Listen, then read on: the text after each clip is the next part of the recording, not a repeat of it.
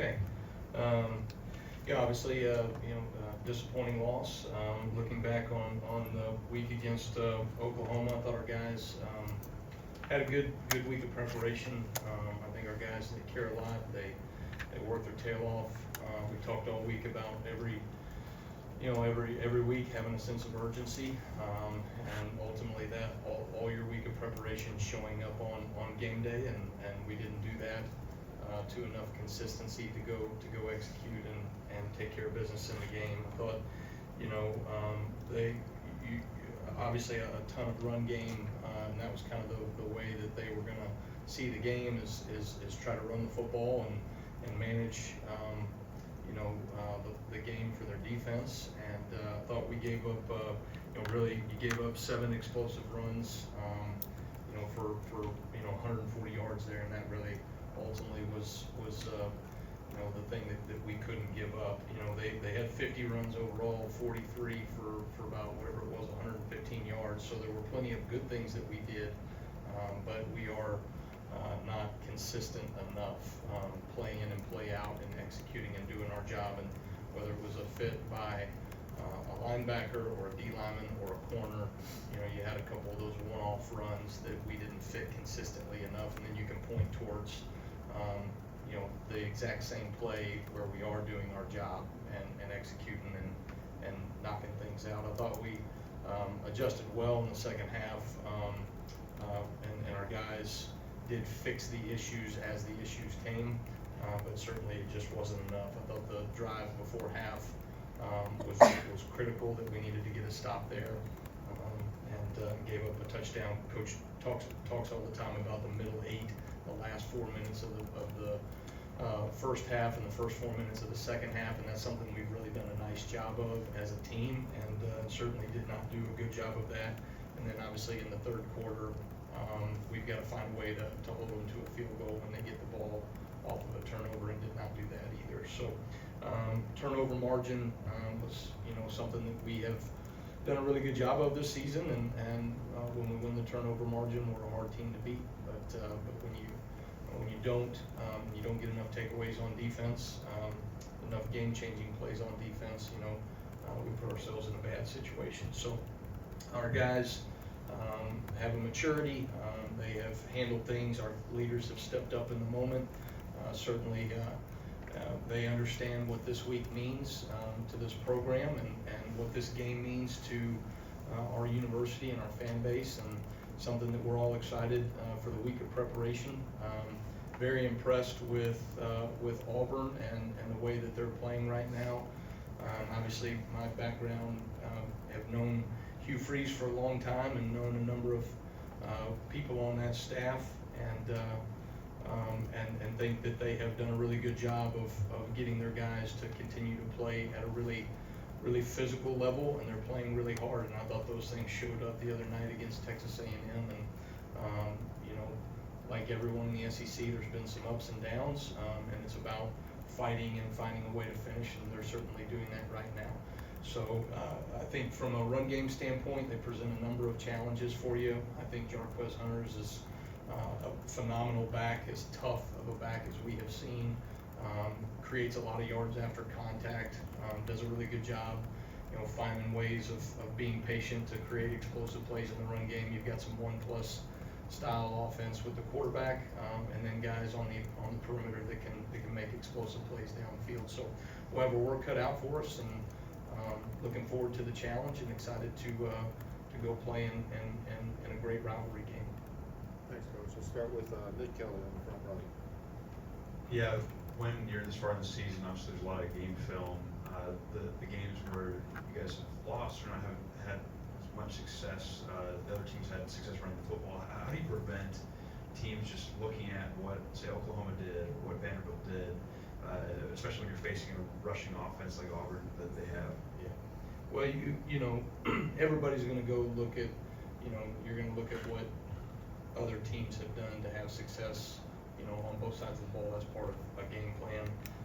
I did think, OU, we saw a ton of 1+ style offense, quarterback option style offense, as much as we've seen from anybody this year. So I thought, you know, that's certainly always gonna be challenging when you have one extra hat in the box, and the key is you're gonna get some yards when you have that style offense in the run game, most certainly, but you gotta keep them from having the explosive plays, and that really ultimately was the thing for us is, you know, we had answers and we fixed those answers when they came back to those plays, but now building off of that consistency so those things don't happen in the first place, and that was ultimately the thing we didn't do well enough in the first half to give up the you know, the real scoring drive that they had right there before halftime. Jump over to Colin on the far left. Hey, Kane, first, back-to-back questions. First, we've seen some reports about Deontay Lawson, and if you could share his status, I know that's not something you typically do, but also, when you have an injury of a guy like to his caliber, the one who kind of runs the defense and helping communication, what's kind of protocol? Does that responsibility kind of, you know, go across a few players in practice to get ready for it so that they're used to it, or what does that look like when a guy like that goes? Yeah. Deontay will not be with us this week in the game, and I'll let Coach kind of handle it from that point forward. You know, I think when you lose a guy that is, you know, really he's kind of your your steady maker in the box, and you know does such a great job with the green dot communication, and is such a leader for our guys and a great communicator on the field. That's tough. That's a tough loss for sure. But I think our guys have, you know, stepped up.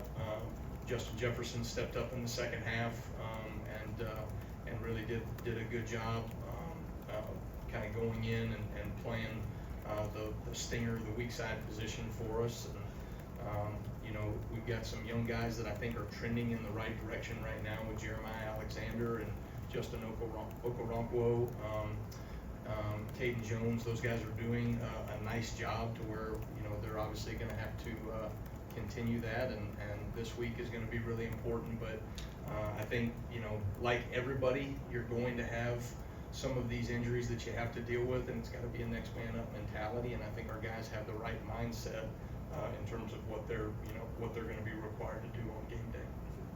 Go in the room here to Mike.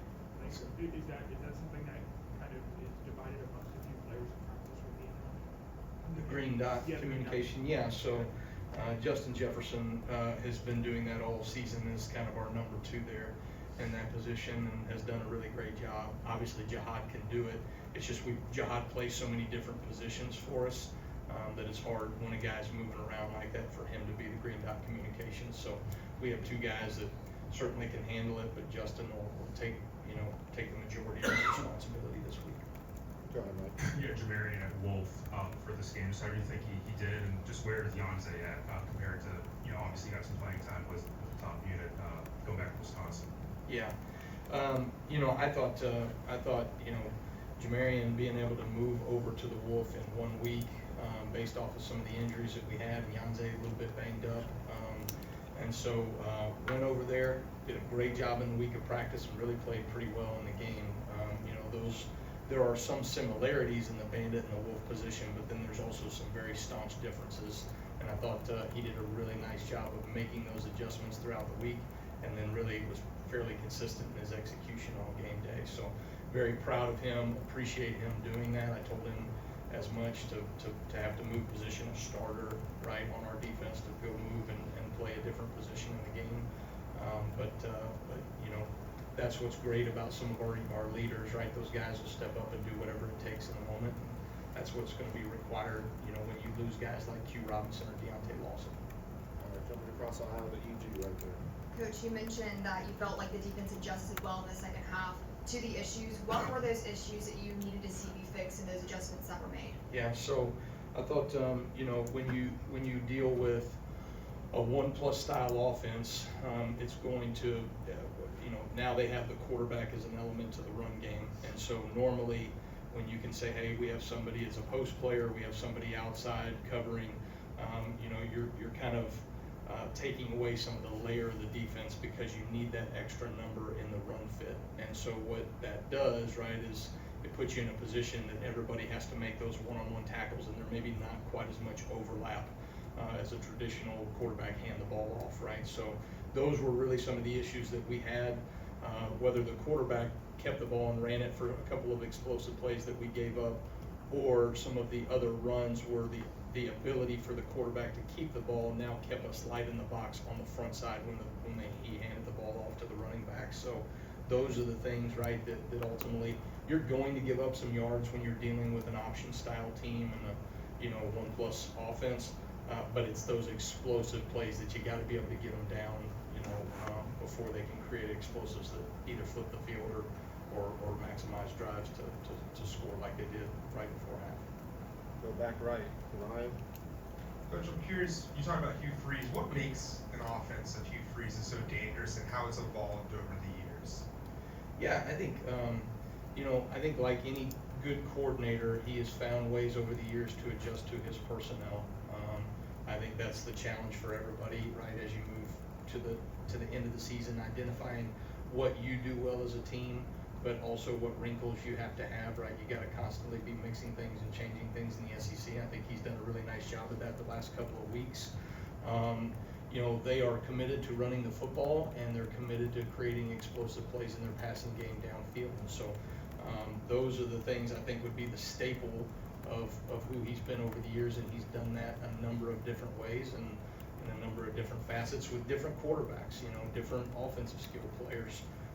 But ultimately, I think they do a great job of finding ways to establish a run and then using that run game to create explosive plays downfield in the play action game as well. And so RPOs are certainly a piece of what they do. It always has been. And so they make you defend the lateral space out of their run game as well. All right, we'll finish up with Matt here on the right. And going back to making adjustments, now that you've watched the film, is there anything different you wish you would change during the game that maybe got missed in real time? Yeah, I think there's always there was probably 2 or 3 things that I would have rather have called this versus that.